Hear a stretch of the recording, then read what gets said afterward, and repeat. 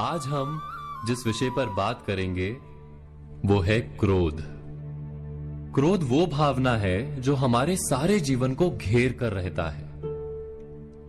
क्रोध को ना उम्र की मर्यादा है, ना ही ज्ञान की। कब, कहां और किस कारण से क्रोध पैदा हो जाए वो कोई नहीं जानता। और जब क्रोध जन्म लेता है तो तुरंत ही विचार करने की शक्ति खो जाती है। बुद्धि पर अंधकार छा जाता है। वर्षों के संबंध पल भर में टूट जाते हैं। सारा जीवन बिखर जाता है।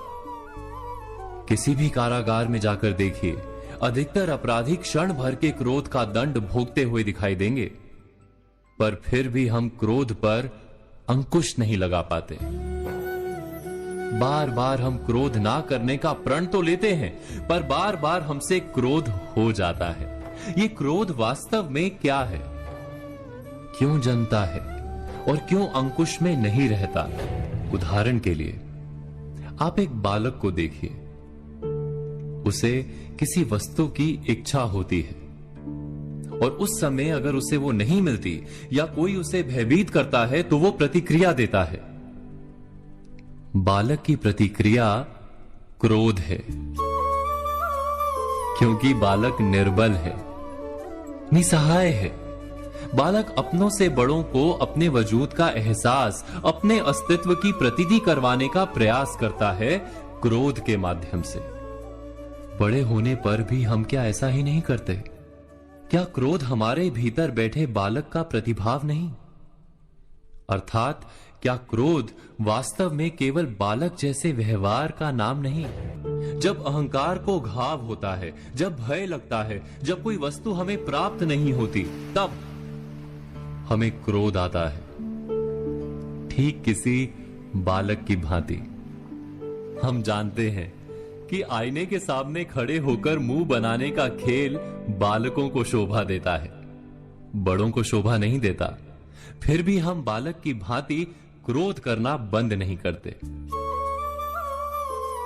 हम अनुभव से जानते हैं, दूसरों को देखकर बता सकते हैं कि क्रोध से कभी कुछ प्राप्त नहीं होता।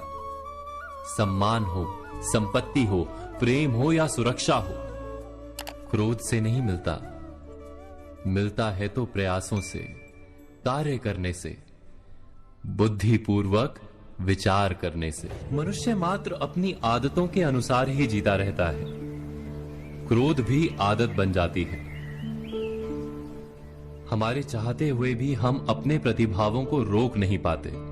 हम स्वयं को बड़े या पुख्ता मानते हैं, पर थोड़ा सा कारण मिलते ही हमारे भीतर का बालक क्रोध कर बैठता है। अर्थात क्रोध वास्तव में और कुछ भी नहीं, हमारी बालक बुद्धि का नाम है। जैसे ही हम इतना स्मरण में रखें कि हम बालक नहीं, बालक जैसा व्यवहार हमें शोभा नहीं देता, वैसे ही क्रोध स्वयं ही बंद हो जाता है। क्या ये सत्य नहीं? इस पर विचार मनन अवश्य कीजिएगा।